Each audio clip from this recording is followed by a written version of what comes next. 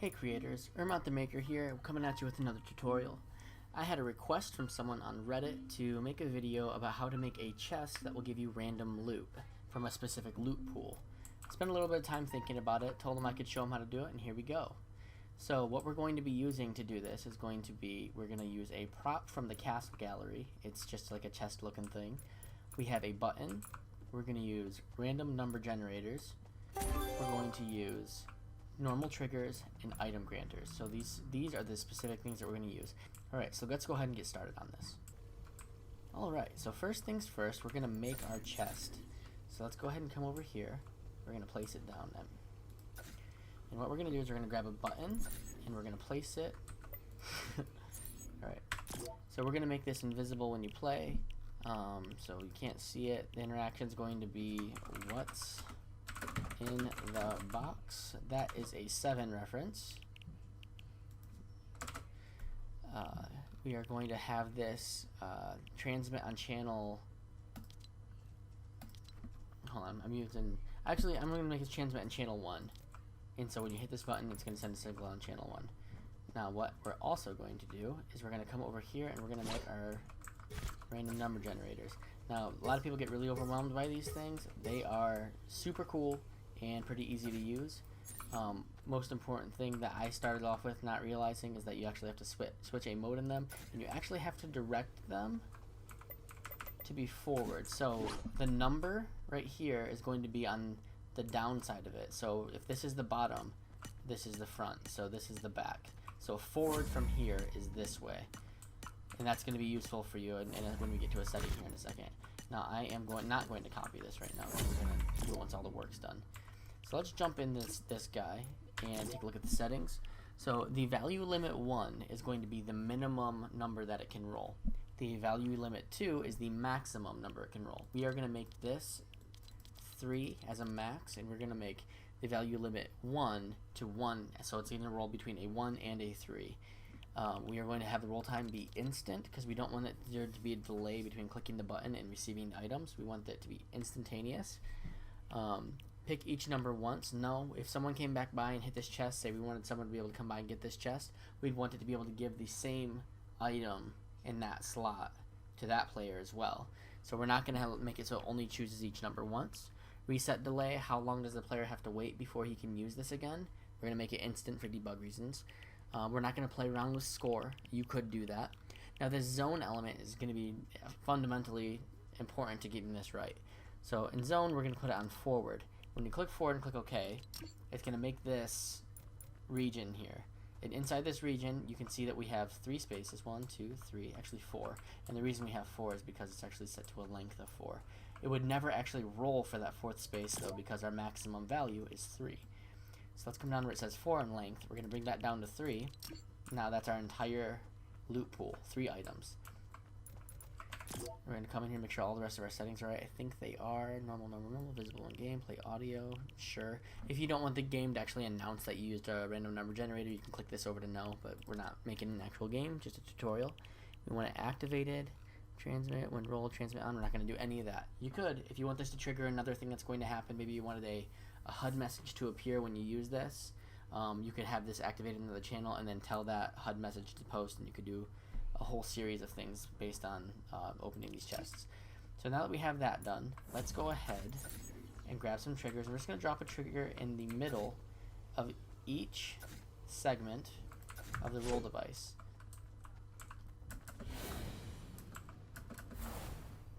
Alright, so we have our triggers in here. And so the next thing we need to do is we're going to place our 3 item granters. And I'm going to put them right here. But you could put these anywhere on the map. The reason I'm putting them here is because I want to be able to be very clear about this trigger grants this item, this trigger grants this item, and this trigger grants this item. I don't want to confuse myself by having all my item granters in one area and all my triggers in another area and wondering what goes with what. Now the reason I deleted all those is because it struck me, but once I get my settings right in one of these item granters, I'm just going to copy it so that way I don't have to do it multiple times. Same thing with this trigger, even though this trigger is only going to be set to trigger number 2, I believe. So we got 1 going to here and then 2 into this, yeah. So this will be trigger number 2. So when triggered, transmit on trigger 2. And then in this, we're going to come in here. Now this is going to be important. Enable on game start. Sure, triggering player is super important because you want this to be given to the player that opens the chest. So if this is a non-triggering player, it's not going to work. Grant.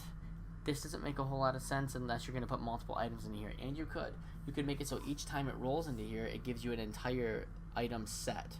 So you can make it so if you roll a 1, you get a sniper rifle, a pistol, some grenades, and a health pack. And so, or if you roll a 2, you get a rocket launcher, a shotgun, and I don't know, anything you want. But you can make it so that your granter actually gives you all the items in the granter or just the current item in the granter. So you could even add additional randomization here by making a current item because they'll cycle through if you want them to. We are not going to be dealing with cycling. We are going to only put one item in here, so the cycle stuff doesn't necessarily matter to me. Item remove item on grant. No, because if we roll in here again, we don't want this item granter to have no item in it. What would happen if you left it on remove on grant? Once a player rolled and say this had the boom bow in it, the player who gets the boom bow would get that, and if someone else rolled a 1, because this is the 1 slot, if someone else rolled a 1, they wouldn't be able to get the boom bow because the item was removed the last time it was granted, so the player would get nothing. So we're going to leave remove item on grant as no. Give extra ammo, that's up to you. It has to do with your game. Cycle behavior, what this means is that if the item cycles through, when it gets to the end of the cycle, so you say you have 3 items in there, it's going to go 1, 2, 3. If you have it on stop, it's going to get to 3 and stop. If you have it on wrap, it's going to go 1, 2, 3, 1, 2, 3, 1, 2, and so on and so forth. So enable when receiving from. We're not going to be messing with this. Disable when receiving from, not going to be messing with this. Grant item when receiving from. This is important.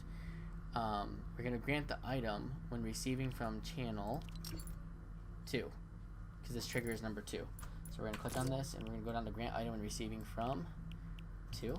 And all the other settings are irrelevant for what we're working on. So we're going to click OK, and we are going to easy way out of this. We're going to copy both of these, and we are going to drop them both in. And this just reminded me, I want to bring this up really quick. I'm going to move these, make them, because I'm super anal.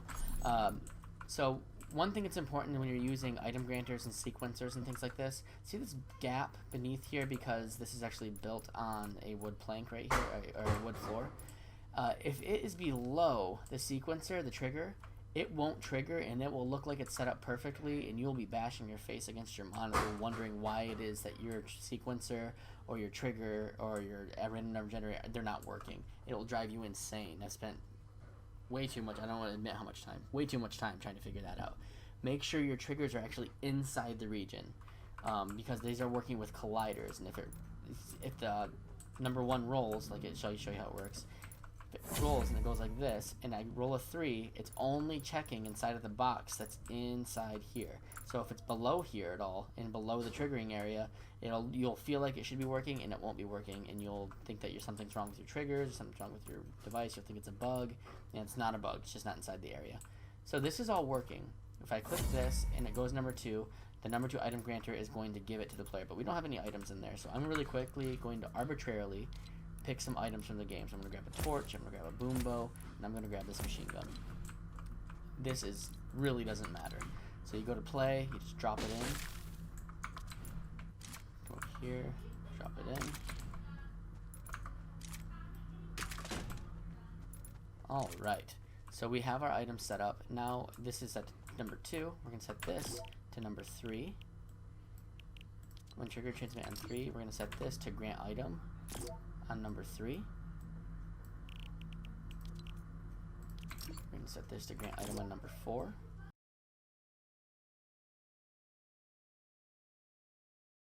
So we're going to test that really quick. Let me check that out. I got my torch, another torch, got a boom bow, got that. Now look at this. My inventory is going to be filling up here in a second. So let's end this, and I want to show you how to actually expand this loop.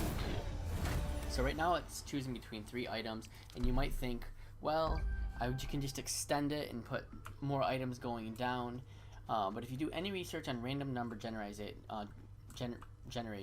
RNG, you'll realize that the longer that this gets, the less likely it is that you get something that you want.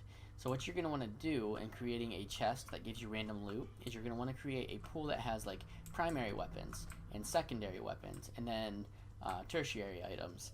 You're going to want things like your health stuff all being in one, and then you're going to separate it all out.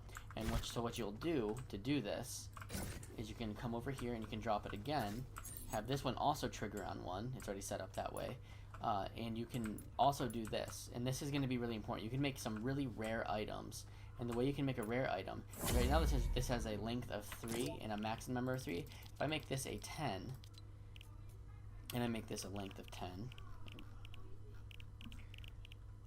we have a much rarer chance of getting one of these 3 items because it can roll 4, 5, 6, 7, 8, 9, and 10.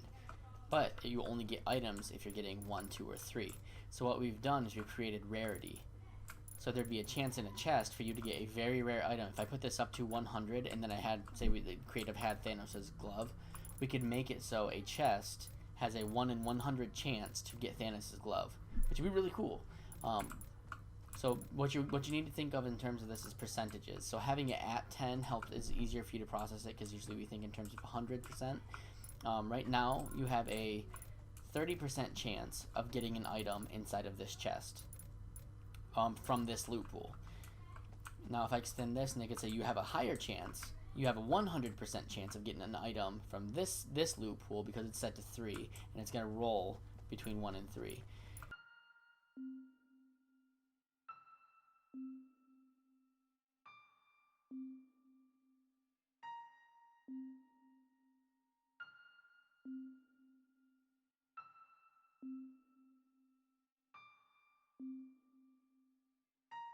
So now when we hit this, when we hit the button, it's going to both randomize from this pool, it's also going to randomize from this pool, and you'll receive both of those items, but only 2 items.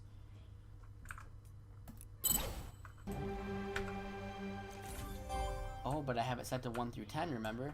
So I got my chug, but I did not bring the green because it was further down the list. Oh, but I got the boom bow that time because I rolled a 2. And I also got the fun thing. Alright, so it's working. Now there's one more thing that I want to take a look at. Bonus. So what I'm going to do is I'm going to copy this like this, but I have this idea of throwing another one in like this, and I was wondering if when I hit the generator, if it stops on this number, it will generate down that way. So if that works, I'm going to explain what that would mean, because the implications of what you could do with a random loot pool would be really neat, and it would eliminate what I've just done here to a degree.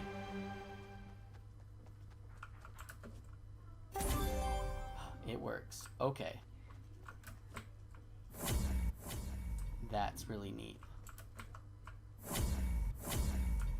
It's only rolling 1 on each one of those, though. And that one didn't roll any. Maybe it doesn't work. Hold on. Nope, it's working. This is really neat. Okay, let's talk about what this means. So, what we could do then is we could have nothing. We would put nothing in this loot. This wouldn't be a loot pool. This would randomize which pool you're going to be getting out of. So you jump on this, or you hit the button, it would do this. It would activate that loot pool, and then that loot pool would roll for what item you're going to get. So what this implies is that you could roll, and you could pick this loot pool. Now this loot pool right here that's selected could be associated with a specific item set. So the first item that we're going to give you in this loot pool is going to be, let's say, a pistol. So this is the pistol loot pool. So when you get the pistol, you now have a 1 in 3 chance with the pistol to grab whatever item this is, whatever item is this is, and this is. And so what we ended up doing is making this much more random. Alright, well after watching this video, I hope that you are prepared for making games that give you random items based on trigger offsetting. If you're not and you have any questions, please leave them in the comments below, or you can find me on Reddit in the Fortnite creative community. I am Ermont the Maker there as well. Happy to talk to you, happy to work through your maps and figure out what's going on in them. If I happen to get bigger at some point, that might become less common, but right now I'm just kind of a no-name, and I really enjoy this whole Fortnite community thing. So yeah, thanks for watching. If you enjoyed it, please consider liking and subscribing. I'm actually working towards getting a creator code, and it would mean a lot to me if you would do that for me. But if you don't, I understand too. This is just about getting better at your craft, and it's not about me for you. So you keep doing what you're doing. Feel free to share your maps with me. I'd love to check them out, and check back soon because I'm going to have some more stuff going on. Thank you.